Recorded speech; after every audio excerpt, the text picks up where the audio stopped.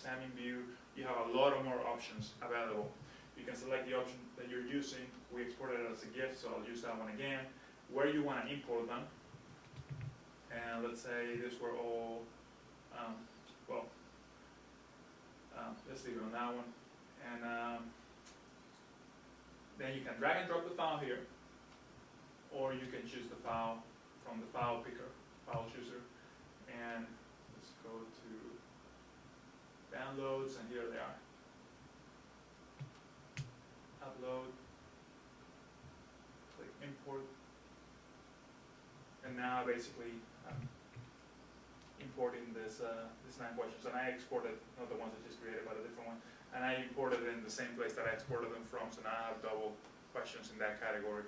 But I mean, that's fine, I can go ahead and delete them, but if I wanted to, just select the ones I want to delete and delete them. I can also, within a category, within a question bank, you can move them, select them and move them somewhere else if you want to as well. So those are different options you have available. That's pretty much it. Again, the only other way to import questions is to import them from another course you have access to. So if you're importing them from your undergraduate seminar or undergraduate course to your graduate course, and you have access to obviously probably both of them, you can then search in the courses you have access to, select a random one here, and then I can choose what to import from that course.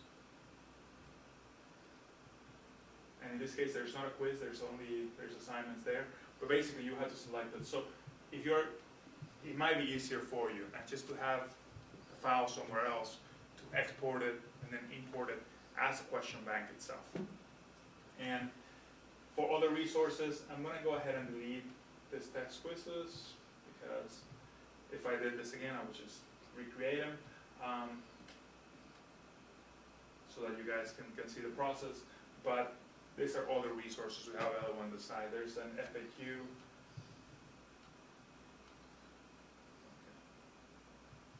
Took a while to respond there. Unknown error. Okay. And the FAQ is it includes other details you may want to know. For example, one important detail that I didn't mention is you can't set particular guidelines for a group of students or for a student. So if a student needs extra time, we can set extra time for that student. We just gotta make exceptions. If a student or a group of students needs a different deadline, you can set that as well. So just because you set the general settings doesn't mean that you cannot modify the settings for 1 or 2 students. Other parts to consider is, once students start submitting answers, you can't really change the quiz itself, but you can no longer add and remove questions. You can change the value of the questions, because that comes in the grading part, but you can't just add and remove questions anymore, because the quiz is closed. It's starting to collect responses. And there's other parts here. Can you have a quiz that is not graded? Yes, you can do that too. Can you have them retake? Time quiz, etc. So here are some of the details that you may want to also look at and this is also in the Moodle.org site, so just search FAQ quizzes. But what we wanted to tell you is not to go over every little detail, because there's too many details. Again, that's Moodle's specialties, to give you details and details and details.